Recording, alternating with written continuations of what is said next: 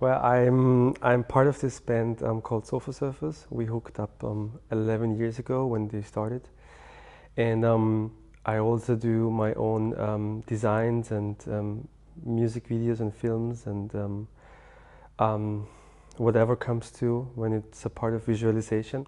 And right now, I would more consider me as a filmmaker than anything else because of the last project.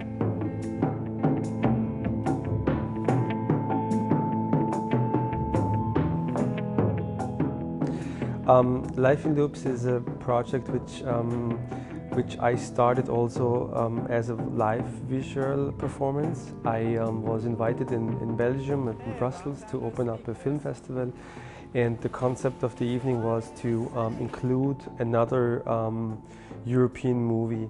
And I looked around and I called up Michael Glavoga and asked him, can I use your movie because I'm traveling so much and I have my footage from Mexico and New York and I want to just have your footage put together with mine. And I showed him 3 months later what I did. And I think I more or less raped his movie, and he was like, wow, that's amazing. And I said, you know, I would like to go further. And so I said, I want to do this remix. And he jumped up and says, yes, yes, yes, you should do a remix. It's a great idea.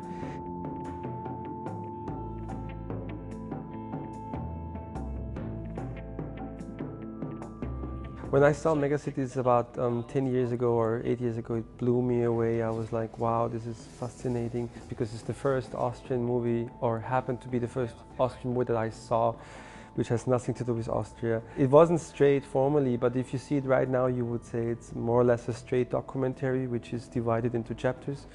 It has 12 chapters about surviving, and you see one chapter after the others. And in my movie, it's a big flow. I jump around between the city, and I want to combine the 5 cities into one, actually.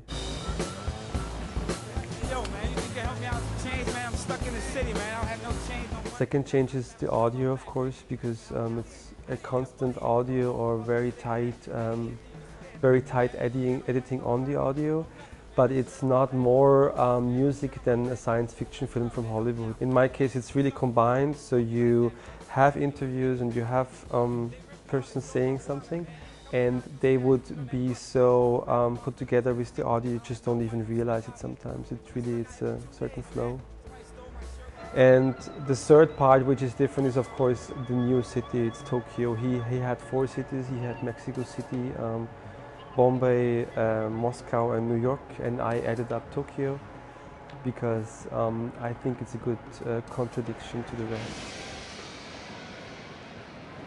In my case, you have less words, you have less conversations, and it works on a different level because the audio, it shows you a little bit more superficial somehow, but on the same hand the content is so heavy and so deep that you're not thinking to see a music video, it's far away from it. The music is by Sofa Surfers except for 2 tracks. One track is by Soichi Terada and another track is from Japanese girls on the street. Tokyo is the biggest city, and it has 33 million, and the next one is Seoul with 23. So it's 10 million difference between the second biggest and Tokyo. And I'm in love with Tokyo. Since I was first there, I know that I have to go there every time. And I can shoot very cheap because I know so many people. I can stay somewhere on the floor, so I didn't have budget. Michael Glavoga wanted to shoot it, but he uses way more production money, so he couldn't afford it. So it was already in his concept. Well, Megacities contains low-class people. It's like back to the roots. You see the junkie, you see a dye maker, you see the prostitutes, and you see a factory worker. I could not change the concept. You know, every person gets asked the same question at the end, which means what's your dream in life. So, whatever I'm going to find, I knew in Tokyo I will have to have similar questions, because if I include new shootings, I have to, you know, somehow adjust. I used a guy who is just living from manga. He calls himself an otaku, and he is a very young guy, and he's just jerking off in front of two-dimensional object, doesn't have a girlfriend, never had sex, and he doesn't even have a dream in life, but he lives actually in the most sophisticated city.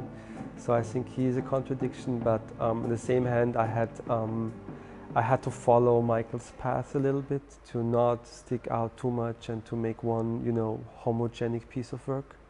I have to also say that I was very lucky in this project because Wolfgang Thaler, the cameraman of Megacities, he saw my little bits I made 2 years ago out of Michael's pictures and his images actually, and he was so fascinating that he said, "I'm coming with you," and I said, "But I can't pay you, but I'm coming with you, I have to come with you."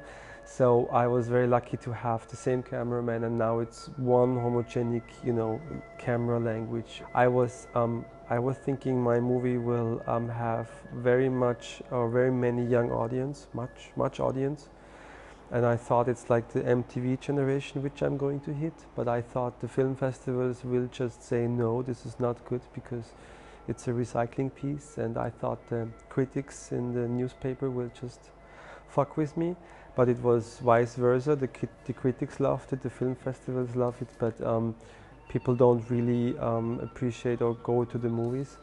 So I look forward to a DVD release, of course, which will come up in autumn or December. I think it will be in autumn before winter. But I think it's actually a cinematic piece. The images are very heavy and deep and strong, and I think to see it just like on a small screen and it doesn't have the same effect on you.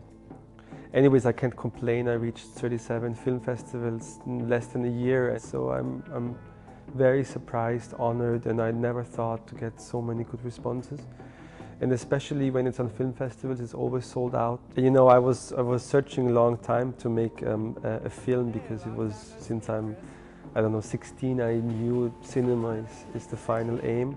Nothing else counts, and I'm very lucky that that Life in Loops, or a film remix, went back to a theater. I mean, I never assumed that I ended up doing found footage, but I hope it's going to be my last one.